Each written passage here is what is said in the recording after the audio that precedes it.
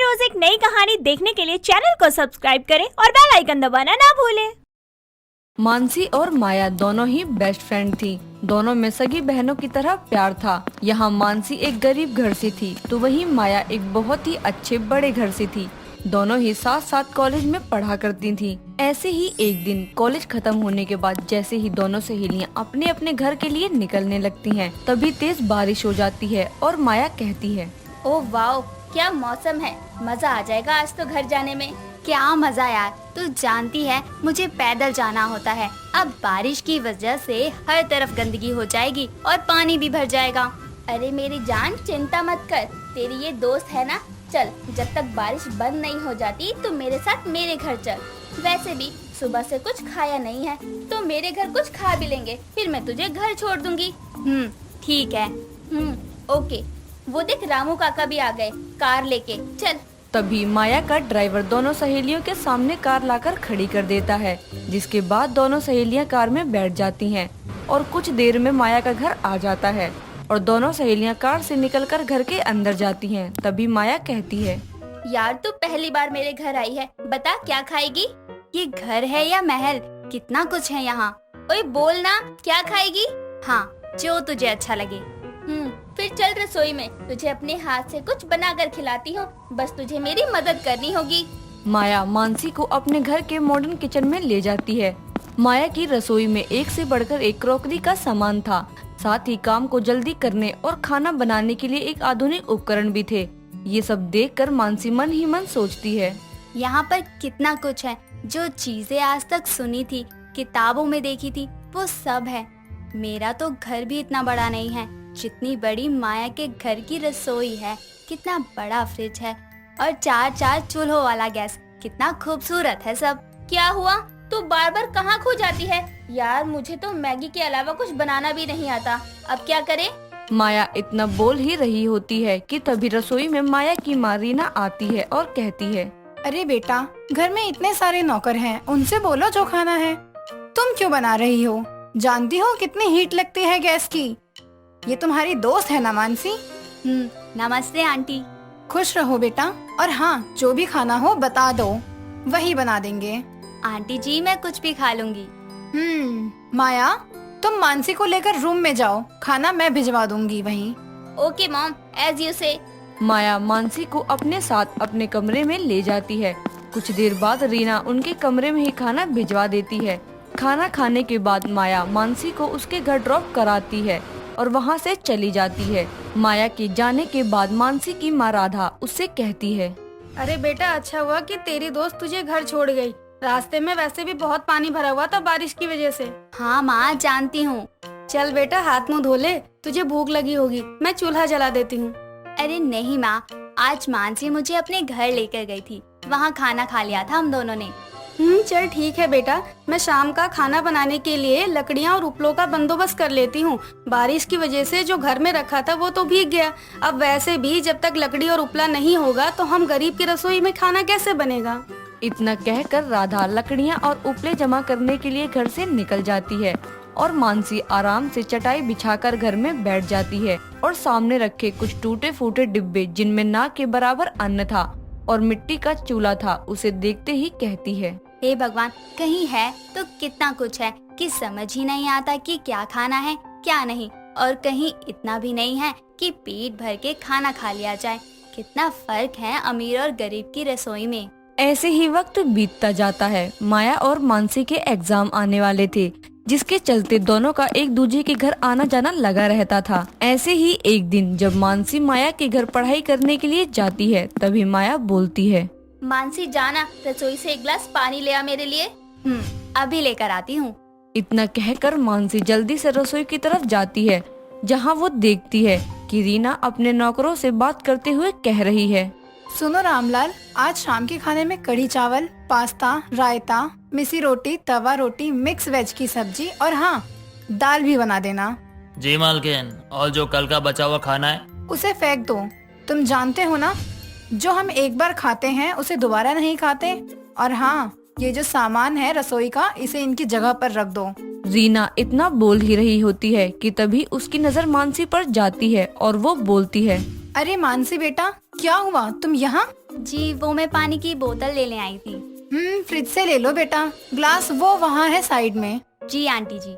मानसी जैसे ही पानी की बोतल लेने के लिए फ्रिज खोलती है, तभी वो देखती है मानसी की घर की फ्रिज कोल्ड ड्रिंक, चॉकलेट और बाकी की खाने की चीजों से लबालब भरी थी, जिसे देखकर मानसी फिर से मन ही मन सोचती है, ये फ्रिज है या कोई बड़ी सी दुकान? कितनी सारी चीजें हैं यहाँ, कुछ समझ ही नहीं आ रहा।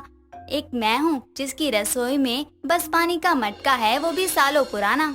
ऐसे ही सोचते हुए मानसी अपनी पानी की बोतल लेती है और फ्रिज बंद कर वापस माया के पास चली जाती है। शाम को जैसे पढ़ाई खत्म करने के बाद मानसी अपने घर आती है तो देखती है कि उसकी माँ चूल्हे के पास बैठी फुकनी से हवा फूंक कर आग जला रही थी और पास में रखा हुआ आटा देखकर कहती है, ये तो बहुत कम है। आज की कमाई से जो भी बन पाया उसका ये आटा ले लिया, पर ये कम है। मैं एक काम करती हूँ, मानसी और उसके बाबा के लिए रोटियाँ सेक देती हूँ। मैं कल खा लूंगी, आज पानी पीकर ही सो जाऊंगी। इतना कहकर राधा रोटी सेकना शुरू कर देती है और चिमटा ना होने की वजह से बार बार उसके हाथ जल जाते हैं। ये सब देखकर मानसी की आंखों में आंसू आ जाते हैं। तभी राधा उसके पास आती है और कहती है, बेटा आ गई तू, खाना लगा दूं बेटा? नहीं माँ, भूख नहीं है। अब तो घर का खाना तुझे अच्छा नहीं लगता होगा। माया बेटी के घर तो बहुत कुछ खा लेती होगी, अब तुझे गरीब की रसोई की रोटी तो सूखी लगती होगी। नहीं माँ, ऐसा नहीं है। माँ देखना, एक दिन मैं आपको बहुत सारी खुशियाँ दूंगी। आपको इस चूल्हे पर रोटी बनाकर हाथ नहीं जलाने होंगे। इस अमीर और गरीब की रसोई का फर्क मैं हर तरह से मिटा सकती हूँ माँ, पर जितना होगा जरूर करूँगी। अरे बेटा क्या हो गया? मैं तो मजाक कर रही थी। कुछ नहीं माँ, माया के घर खाना इतना है कि जितना हम 15 दिन में खा ले वो एक बार में बना देते हैं, और जो बच जाता है उसे फेंक देते हैं। और एक हम हैं जिसे एक बार का खाना जुटाने के लिए भी पहले जी तोड़ मेहनत करनी पड़ती है, तब जाकर हमारा पेट भर पाता है। मानसी इतना बोल ही रही होती है कि तभी वहाँ पर माया और उसकी माँ आ जाते हैं और माया बोलती है, ओए क्या रोना धोना कर रही है? तेरी अकेली की माँ है क्या? मेरी माँ नहीं है? तू तो कभी बुलाती नहीं है खाने पर, इसलिए आज मैं और माँ खुद ही आ गए खाने पर। जी बहन जी, और ये थोड़ी सी मदद है, इसे कोई एहसान मत समझिएगा। इसे मेरी मानसी बेटी के लिए आशीर्वाद समझकर रख लीजिए। मानसी बेटा, रसोई चाहे अमीर की हो या गरीब की, जब वहाँ एक माँ खाना बनाती है उसके स्वाद का मोल कोई अमीर नहीं लगा सकता। अब खाना खा ले, भूख लगी है। जिसके बाद राधा और रीना दोनों मिलकर चूल्हे पर खाना बनाती हैं और सभी बैठकर आराम से खाते हैं। बिपाशा और करण दोनों ही कॉलेज के टाइम से एक दूसरे से बहुत प्यार करते थे, जिसके बाद दोनों ने अपने घर वालों को अपने रिश्ते की सच्चाई बताकर सगाई कर ली। पर अपने काम और बिजनेस के चलते करण इतना ज्यादा बिजी रहता था कि बिपाशा को ठीक से टाइम नहीं दे पाता था।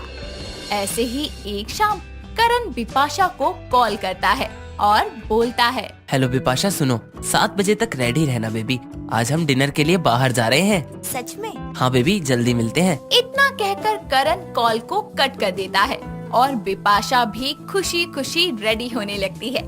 शाम के 7 बज जाते हैं और करण बिपाशा के घर के बाहर कार का हॉर्न बजाने लगता है। बिपाशा जल्दी से बाहर आती है और कार में बैठ जाती है, जिसके बाद दोनों एक बहुत ही अच्छे से होटल में जाते हैं। करण खाने के लिए ऑर्डर प्लेस करता है और बिपाशा को बोलता है, सॉरी लव, काम में इतना बिजी हूँ कि तुम्हें ठीक से वक्त नहीं दे पाता। कोई बात नहीं, मैं समझ सकती हूँ कि ये सब तुम हमारे अच्छे फ्यूचर के लिए कर रहे हो। थैंक यू बिपाशा, तुम्हारी यही बात मुझे सबसे ज्यादा पसंद है। तुम हमेशा ही मेरी बात को बहुत अच्छे से समझती हो। दोनों प्यार भरी बातें कर ही रहे होते हैं कि तभी करण का कॉल आता है और वो बोलता है, सॉरी बेबी, एक इम्पोर्टेंट कॉल है, प्लीज एक्सक्यूज मी। इतना कहकर करण साइड में जाकर कॉल पर बातें करने लगता है और उसकी बात इतनी लंबी चलती है कि वो 1 घंटे तक फोन पर ही लगा रहता है। और इस बीच बिपाशा अकेले ही खाना खा लेती है और कॉल कट करके जैसे ही करण आता है तो बोलता है, सॉरी जान, बस एक जरूरी कॉल था। तुमने खाना खा लिया? मैंने खा लिया था, ठंडा हो रहा था ना इसलिए। चलो, वैसे भी मेरा मन नहीं था खाने का, मैं तो बस तुम्हारे लिए ही आया था। चलते हैं हम। जिसके बाद दोनों वहाँ से घर के लिए निकल जाते हैं और करण बिपाशा को उसके घर छोड़ देता है। वक्त यूं ही बीतता जाता है और अब तो करण अपने काम में इतना ज्यादा बिजी हो जाता है कि उसके पास बिपाशा को कॉल करने तक का टाइम नहीं होता, जिसके चलते बिपाशा को उसकी कमी अब और ज्यादा खलने लगती है। और एक रात वो अपने कमरे में बेड पर लेटी हुई सोचती है, क्या थी मेरी जिंदगी और क्या हो गई है। एक वक्त था जब करण की पूरी दुनिया मेरे आगे पीछे घूमती थी और आज वो इतना बिजी है कि उसके पास मेरे लिए 1 मिनट नहीं है। उसकी दुनिया में मेरा नाम और निशान तक नहीं है। किससे कहूँ मैं अपने दिल की बात, किससे प्यार करूँ, किसके साथ बांटूं अपने तन्हाई के लम्हे। काश कोई होता जिसका सारा वक्त बस मेरा होता। ऐसे ही सोचते सोचते वो सो जाती है। धीरे धीरे बिपाशा डिप्रेशन में जाने लगती है और वो किसी ऐसे को तलाशने लगती है जो बस उसका हो। ऐसे ही एक दिन वो पार्क में अकेली बैठी हुई अपने ख्यालों की दुनिया में खोई होती है। तभी तेज हवा चलने लगती है और आँखों में मिट्टी जाने की वजह से वो अपनी आँखों को मसलने लगती है। और जैसे ही वो अपनी आँखें खोलती है तो देखती है कि उसके सामने एक बहुत ही हैंडसम जॉन नाम का लड़का खड़ा है और वो उससे बोलता है, हे ब्यूटीफुल, तुम मेरी दोस्त बनोगी? आई प्रॉमिस, मैं तुम्हें सारी खुशी और अपना सारा टाइम दूंगा। जॉन की बातें सुनकर और उसे देखकर बिपाशा उसमें खो जाती है और उससे दोस्ती के लिए हाँ बोल देती है। जिसके बाद दोनों सीसीडी में कॉफी पीने जाते हैं और बिपाशा उसे बोलती है, अगर मेरा तुमसे मिलने का, बात करने का मन हुआ तो कैसे मिलूंगी? नंबर दो अपना। तुम जब भी कभी आंख बंद करके मुझे तलाशोगी तो मैं मिल जाऊंगा। मैं कहीं और नहीं, तुम्हारे अंदर ही रहता हूँ। कुछ देर बाद जॉन के साथ वक्त बिताने के बाद बिपाशा वापस घर आती है। जॉन से मिलकर उसे ऐसा लग रहा था कि उसे जिसकी तलाश थी वो उसे मिल गया है। ऐसे ही एक सुबह जब वो अपने घर से निकलकर जॉगिंग के लिए जाती है और तभी वो अपनी आंखें बंद करके जॉन को याद करती है और जैसे ही वो अपनी आंखें खोलती है तो जॉन उसके सामने होता है और वो झट से उसे गले लगा लेती है और कहती है, तुम्हें पता है मैंने तुम्हें कितना मिस किया, कितना तड़प रही थी मैं तुमसे मिलने के लिए। तुम हर वक्त मेरे साथ क्यों नहीं रहते? कहा तो था मैं हर वक्त तुम्हारे साथ हूँ, बस तुम्हें तलाशना होगा। मैं नहीं जानती तुम मेरे इतने खास क्यों बनते जा रहे हो। दिल करता है बस हमेशा तुम्हारे साथ रहूं, तुमसे बातें करूं, तुम्हें प्यार करूं। मुझे हर वक्त बस तुम चाहिए। तो मैं हूँ तो तुम्हारे साथ हर वक्त साया बनके। ऐसे ही दोनों साथ साथ जॉगिंग करते हैं और कुछ देर बाद जॉन वहाँ से चला जाता है। ऐसे ही एक रात बिपाशा अपने बाथरूम से नहाकर बाथ गाउन में बाहर आती है और आंखें बंद करके जॉन के साथ बिताए लम्हों को याद करती है और जैसे ही वो अपनी आंखें खोलती है तभी जॉन उसे पीछे से हक कर लेता है और बोलता है, मिस कर रही थी ना मुझे? देखो मैं आ गया। बस इस हसीन रात में तुम्हारी ही तो कमी थी, तुम आ गए तो अब कुछ भी अधूरा नहीं है। तुम्हारी आंखें, ये तेज सांसें, ये तुम्हारे कपकपाते होठ मुझे कह रहे हैं कि तुम्हें प्यार करूं। क्योंकि मैं तुमसे बहुत प्यार करती हूँ और मैं चाहती हूँ कि आज इस रात तुम भी मुझे प्यार करो। ठीक है, तो अब महसूस करो इस एहसास को और खो जाओ मेरी बाहों में। इतना कहकर जॉन अपने हाथों से बिपाशा की आंखें बंद करता है और फिर उसे किस करता है, जिसके बाद दोनों एक दूसरे में खो जाते हैं। सुबह होती है और बिपाशा देखती है कि वो तो बेड पर अकेली है, जिसके बाद बीती रात के बारे में वो बहुत सोचती है और मन ही मन मुस्कुराने लगती है। ऐसे ही वक्त बीतता जाता है और बिपाशा फैसला लेती है कि वो करण से अपना रिश्ता तोड़ देगी और जॉन के साथ जिंदगी बिताएगी। जिसके बाद बिपाशा करण के घर जाती है और उसे सारी बात बताती है और करण बोलता है, देखो बिपाशा, मैं नहीं जानता कि मेरे प्यार में कहाँ कमी रह गई थी जो तुमने इतना बड़ा फैसला लिया है, पर मैं तुमसे रिश्ता तोड़ने से पहले एक बार तुम्हारी पसंद जॉन से मिलना चाहता हूँ। ठीक है करण, मैं तुम्हें जॉन से जरूर मिलवा दूंगी, रुको बस 1 मिनट। इतना बोलकर बिपाशा अपनी आंखें बंद करती है और जॉन को याद करती है। जिसके बाद वो जैसे ही आंखें खोलती है तो जॉन उसके सामने आता है और वो करण से बोलती है। ये देखो करण, ये है जॉन। जॉन, ये है करण। बिपाशा मजाक कर रही हो मेरे साथ? यहाँ कोई नहीं है, बस तुम और मैं हूँ। मजाक तो तुम खुद कर रहे हो। जॉन यही तो है, मेरे पास ही खड़ा है मेरा हाथ पकड़ के। जॉन देखो, करण क्या कह रहा है कि तुम उसे नजर नहीं आ रहे, तुम इससे बात क्यों नहीं करते? बिपाशा होश में आओ, यहाँ कोई नहीं है, बस मैं हूँ और तुम हो। यहाँ कोई जॉन नहीं है। मैंने कहा ना जॉन यही है, यही मेरे पास है। देखो, मैं तुम्हें अपना फैसला बता चुकी हूँ। अब तुम मेरा फैसला बदलने के लिए मुझे गलत साबित करने के लिए ऐसा मजाक मत बनाओ। बिपाशा यहाँ कोई जॉन नहीं है, तुम किससे बात कर रही हो? बिपाशा बार बार करण को बोलती है और उसे जॉन नजर नहीं आता। कुछ देर बाद वो बेहोश हो जाती है और करण उसे डॉक्टर के पास लेकर जाता है और होश आने पर भी वो बार बार जॉन का नाम लेती और बेहोश हो जाती। उसकी इस बिगड़ती हुई मानसिक हालत को देखते हुए करण उसे एक मानसिक चिकित्सक के पास ले जाता है, जहां डॉक्टर बिपाशा का टेस्ट करते हैं और बताते हैं। जी देखिए, बिपाशा जी को ऑटोफोबिया है। ऐसा तब होता है जब इंसान किसी चीज को लेकर बहुत ज्यादा परेशान हो जाता है और अपनी ही एक अलग दुनिया में खो जाता है और कहीं ना कहीं उसे अपनी इमेजिनेशन रियल लगने लगती है। ऐसा ही बिपाशा जी के लिए जॉन है। इसका एक ही इलाज है कि आप उनको अपना वक्त देकर उनकी जिंदगी की खाली जगह को भरिए, ताकि वो अपने इस भ्रम की दुनिया से बाहर आ सके। डॉक्टर के समझाने के बाद करण को सारी बात समझ आती है और उसे ये भी समझ आता है कि आखिर ऐसा क्यों हुआ, जिसके बाद डॉक्टर बिपाशा का इलाज शुरू करते हैं। बिपाशा को थेरेपी और मेडिकेशन दिया जाता है। साथ ही अब करण हर पल उसके साथ रहता और उसे खूब प्यार देता और बिपाशा अब जॉन को भूल जाती है, जो कभी हकीकत था ही नहीं, बस एक फसाना था। श्वेता अपनी बहू पिंकी से बहुत ही परेशान थी। जब से वो बहू बनकर उसके घर आई थी, तब से उसने श्वेता को कोई सुख नहीं दिया था। ऐसे ही एक दिन पिंकी अपनी बालकनी में बैठी हुई चाय पीकर मोबाइल चला रही होती है। वो YouTube पर सास बहू और साजिश शो देख रही होती है कि तभी उसे मम्मा टीवी नाम के एक चैनल की एनिमेटेड स्टोरी दिखती है, जिसके थंबनेल को देखकर वो बोलती है, जुओ वाली बहू। अरे कितना फनी सा नाम है कहानी का, और थंबनेल तो बड़ा ही प्यारा है। चलो प्ले करके भी देख लेती हूँ कि कैसी वीडियो है। इतना कहकर पिंकी मम्मा टीवी की जुओ वाली बहू की स्टोरी प्ले करती है और पूरी स्टोरी देखती है। वीडियो खत्म होने के बाद वो खुद से बोलती है, अरे वाह, क्या मस्त स्टोरी थी।